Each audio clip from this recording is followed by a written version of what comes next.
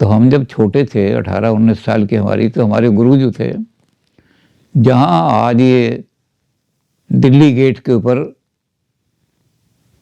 College बना हुआ, medical college बना हुआ है, वहाँ पहले जेल थी जो अब तिहाड़ में चली गई। वहाँ जेल थी बहुत बड़ी, उस जेल के पीछे की तरफ कुटिया थी हमारे गुरुजी की, पंडित देवीराम।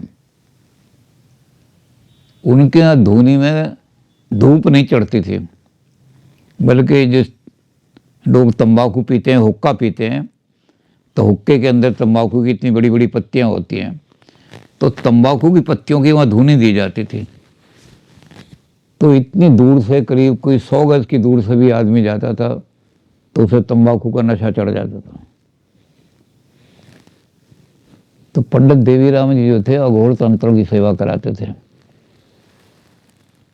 हमने भी उनसे अघोर तंत्र लिए। पहले तो हमने इसलिए लिए कि हमारी बुआ के जो बच्चे थे, वो बच्चा होता था, थोड़े दिन बाद ही मर जाता था, 1-2 बच्चे मर गए। तो हमने उन गुरुजी, उन्होंने कहा कि इसके पीछे जो शक्ति है उसका तुम निराकरण कर सकते हो, तुम जा करके वहाँ हमारे तंत्र के द्वारा वहाँ सिद्धि करो। चिताओं पर हम भोजन बना के खाते थे। एक बार हमने बल्कि पूछा भी उनसे, हमने कहा जी आज कोई जलती हुई चिता नहीं मिली। तो कहने लगे अरे तू पढ़ा लिखा है, बेवकूफ़ तो है नहीं।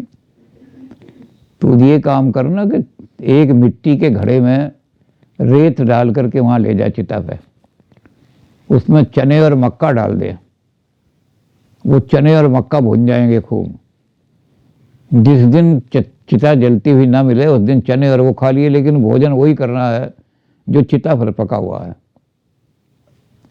तो हमने कहा ठीक है। वहाँ बड़ी भयंकर चीज़ें दिखाई देती थी, तरह तरह के भयंकर रूप चिताओं पर जाकर, वैसे ही डर लग जाता है। चिता आजकल कानून बना दिया सरकार ने कि चिता को छेड़ना भी 1 साल की 6 महीने की सज़ा हो जाएगी, लकड़ी भी नहीं छेड़ सकते उसकी।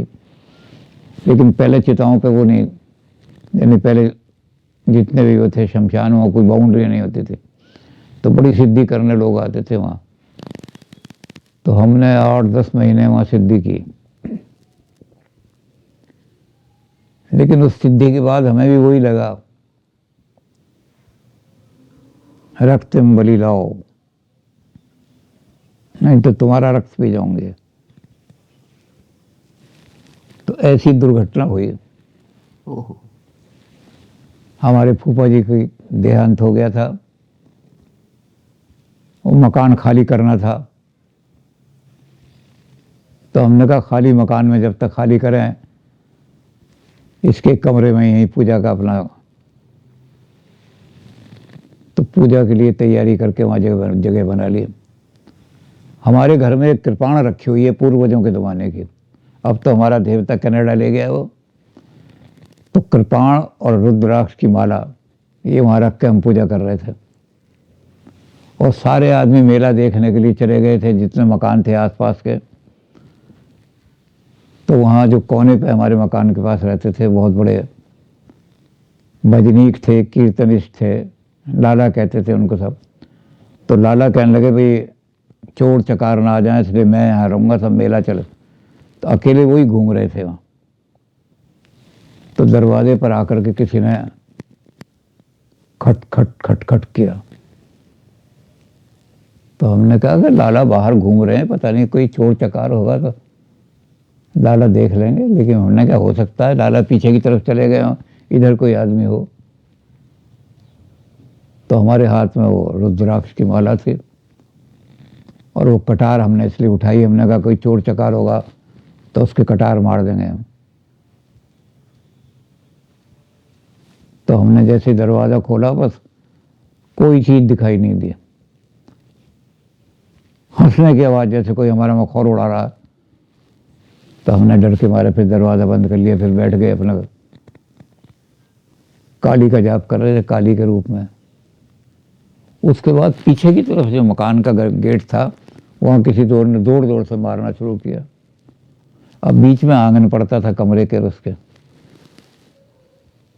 तो हमने कहा पीछे की तरफ पता नहीं क्या चक्कर है। फिर भी हमने सावधानी के लिए कटार और वो माला हाथ में ले लिया। जब पीछे का दरवाज़ा खोला तो वहाँ लाला घूम रहे थे। लाला कहने लगे क्या बात है, क्यों निकल के आया? मैंने कहा कौन अबे, तू दिमाग ख़राब है तेरा, जब मैं यहाँ घूम रहा हूँ सारे में, ये खटखट की आवाज़ पता नहीं तुझे कहाँ से आ गई। कहते यहाँ कोई होता तो मैं सिर न फोड़ देता उसका, भाग। चल वहाँ बीच में छोड़ के आ गया। तो हमें लग गया बड़ा डर। अब हमने अहल्याबाई रोड जहाँ गवर्नमेंट ऑफ इंडिया प्रेस है वहाँ से भागना शुरू करा, वो माला और कटार हाथ में, और वहाँ जेल के पीछे जो कुटिया थी वहाँ गुरुजी के पास पहुँचे। गुरुजी ने दूर से ही देखा, बच गया, तेरा खून पीने के लिए आई थी, तेरी सिद्धि में विघ्न डालने आई थी।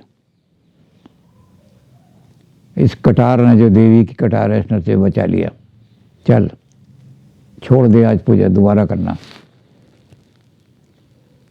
उसी दिन हमें लग गया कि अब ये पूजा हम छोड़ देंगे। तो हमने वो अघोर तंत्र का रास्ता ही छोड़ दिया। तो आप तब वहां से बच के तो हम बच गए। और हमने फिर क्या काम किया कि बहुत बड़े वहाँ किशन कुमार जी, उनकी अभी मृत्यु हुई है, उन रामायणी के पास हम चले गए और फिर हम रामायण में लीन हो गए। हमने कहा रामायण का शुद्ध मार्ग है भगवान का। वाह। तो रामायण के मार्ग में हम जुड़ गए और ये मार्ग हमने छोड़ दिया यहीं। और गुरुजी फिर जब आपने वो मार्ग छोड़ा ना, उसके बाद तो फिर रामायण भी आ गई, उसके बाद तो इतने सारे दर्शन भी आ गए, फिर तो पूरा समूचा ब्रह्मांड खुल गया। नहीं, दर्शन तो जब आए जब हमने पढ़ना शुरू किया। जब हमने एमए में पढ़ना शुरू किया तब दर्शन आए, नहीं तो रामायण में तो हमारा जो किताब छापी है इन्होंने भोपाल वालों ने, हमारा इतना एक एक जगह का नाम है, शाहजहाँपुर, फला, खुर्जा, ये सारे उत्तर भारत में सिन्हा साहब ने रामायण का प्रचार कर दिया। तो रामायण वालों ने, रामायण विद्यापीठ ने किताब छापी है, तो खूब रामायण में अपने लग गए। रामायण का मार्ग बड़ा शुद्ध मार्ग है, इसमें कहीं तंत्रवत नहीं आते जी। हालांकि हमारे घर में पूजा अभी काली की होती है, हम उसी तामसिक रूप में देवी की पूजा करते हैं, लेकिन जो अघोर रूप है उसमें नहीं करते जी। तो गुरुजी इसका मतलब ये है कि जो सीधा सरल और सबके अपनाने योग्य मार्ग है, सबके सब उसको अपनाएं और अपने जीवन की तरक्की करें, उन्नति करें।